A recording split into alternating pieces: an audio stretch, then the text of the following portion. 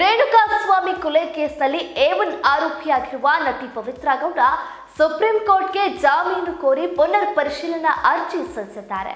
Supreme court ಈ ಹಿಂದೆ ಜಾಮೀನು ರದ್ದುಪಡಿಸಿದ ಆದೇಶದ ಪುನರ್ ಪರಿಶೀಲನೆ ಮಾಡುವಂತೆ ಕೋರಿದ್ದಾರೆ. ಇತ್ತ ದರ್ಶನ್ ರಿಲ್ಯಾಕ್ಸ್ ಆಗಿದ್ದಾರೆ.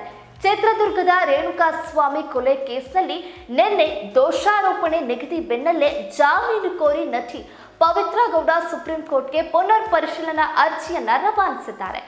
ತಮಗೆ ಈ ಕೊಲೆ ಕೇಸ್ನಲ್ಲಿ ಜಾಮೀನು ನೀಡಬೇಕೆಂದು ಕೋರಿ ಅರ್ಜಿ ಸಲ್ಲಿಸಿದ್ದಾರೆ. ಆದರೆ ಜಾಮೀನು ಕೋರಿರುವ ಪುನರ್ ಪರಿಶೀಲನಾ ಅರ್ಜಿಯಲ್ಲಿ ಯಾವುದೇ ಹೊಸ ಅಂಶಗಳನ್ನ ಉಲ್ಲೇಖ ಮಾಡಿಲ್ಲ. ಮೂಲಭೂತ ಹಕ್ಕುಗಳು ಉಲ್ಲಂಘನೆ ಆಗಿದ್ರೆ ಮಾತ್ರವೇ ಜಾಮೀನು ಕೋರಿ ಪುನರ್ ಪರಿಶೀಲನಾ ಅರ್ಜಿ ಸಲ್ಲಿಸಬಹುದಾಗಿದೆ. ಈ ಪ್ರಕರಣದಲ್ಲಿ ಅಂತ ಯಾವುದೇ ಉಲ್ಲಂಘನೆ ಆಗಿಲ್ಲ ಎಂದು ಸುಪ್ರೀಂ ಕೋರ್ಟ್ನಲ್ಲಿ ಕರ್ನಾಟಕ ಸರ್ಕಾರದ ಪರ ವಕೀಲ ಅನಿಲ್ ನಿಶಾನಿ ಹೇಳಿದ್ದಾರೆ. ಜೊತೆಗೆ ಕೋರ್ಟ್ನಲ್ಲಿ ಟ್ರಯಲ್ ಶುರುವಾಗ್ತಾ ಇದೆ. ಇಂಥ ಹೊತ್ತಲ್ಲಿ ಬೇಲ್ ಅರ್ಜಿಗಳ ತೀರ್ಪು ಮರುಪರಿಶೀಲನೆ ಮಾಡಿ ಹೊಸ ತೀರ್ಪು ನಿರೀಕ್ಷೆ ಕಷ್ಟ.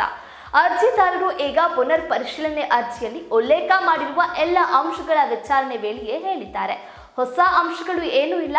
ಇದು ನ್ಯಾಯಮೂರ್ತಿಗಳ ಚೇಂಬರ್ನಲ್ಲಿ ವಿಚಾರಣೆ ಆಗುತ್ತೆ. ಚೇಂಬರ್ನಲ್ಲಿ ಸುದೀರ್ಘವಾದ ಪ್ರತಿವಾದಕ್ಕೆ ಅವಕಾಶ ಇರೋದಿಲ್ಲ ಎಂದು ಸುಪ್ರೀಂ ಕೋರ್ಟ್ನಲ್ಲಿ ಕರ್ನಾಟಕ ಸರ್ಕಾರದ ಪರ ವಕೀಲ ಅನಿಲ್ ನಿಶಾನಿ ಹೇಳಿದ್ದಾರೆ.